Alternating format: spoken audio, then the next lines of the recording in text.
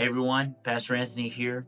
I'm following up today on my little bit of series or whatever for these devotions that we're entitling Creating Conquerors. I believe that God put us on this earth to be more than conquerors. You can find that in the book of Romans. And there's someone in the Bible that sticks out to me as more than a conqueror, and that's Joshua. He was the one who follows in leadership right behind Moses, and he's given charge of the Israelites right before they walk into the promised land and start taking over the place, start possessing the promise. Because it's one thing to live knowing that God has a purpose for your life. It's another thing to live knowing you're walking in the purpose that God has for your life. It's night and day when you start being fulfilled by the satisfaction of taking every step in the purpose that you're placed on this earth for. There are people who live their whole lives and feel empty for the majority of it because they didn't realize that God placed them on this earth for a reason. God placed you and me here to do something big in His kingdom.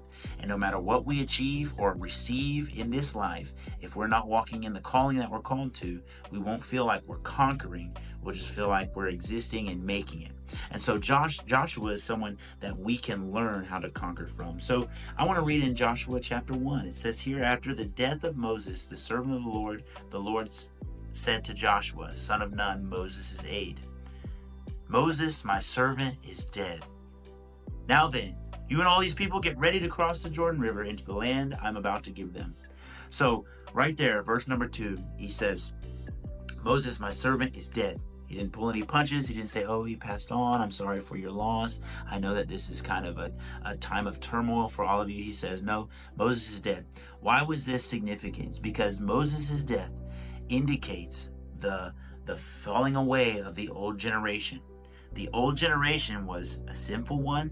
The old generation was a doubtful one. They did not have the faith that God could keep them in the promised land. And because of their doubt and their sin, they had to wander in the wilderness for 40 entire years. And so Moses is the last one of them to die. And now Joshua can take all this fresh generation, these new folk, over into the promised land to possess what God said they could have hundreds and hundreds of years ago.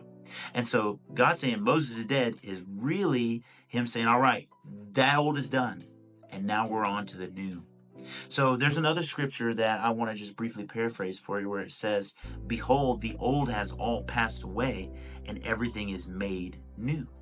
He's talking in that scripture, he's talking about like spiritually. The old man needs to pass away so that something new can happen.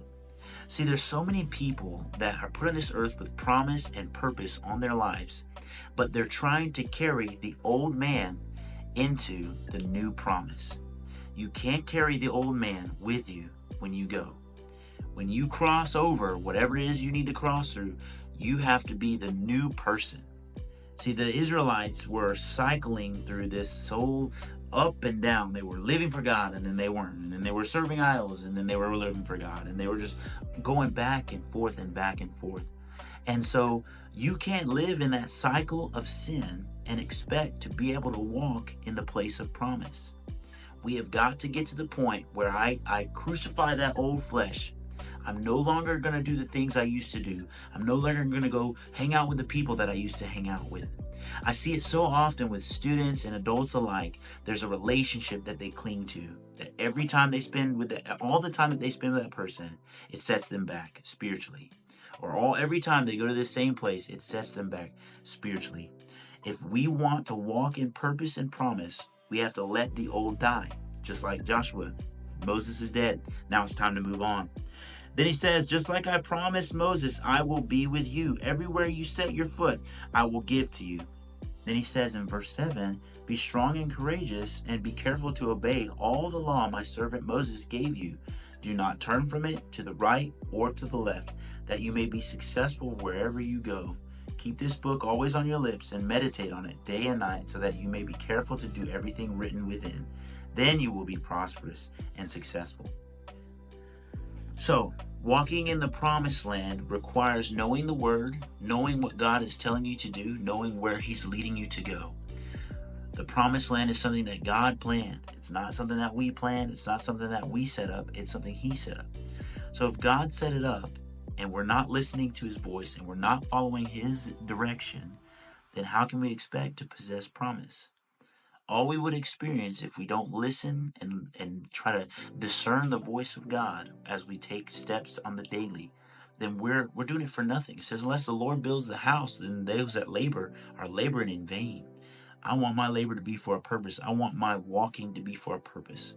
So Joshua needed to be brave because he knew God was going to be with him, and that if he took every step according to what God showed him, that he was going to be prosperous in the land of promise. So I encourage you, let the old things pass away and trust that God is going to be there with you when you walk across the Jordan River and into the promised land.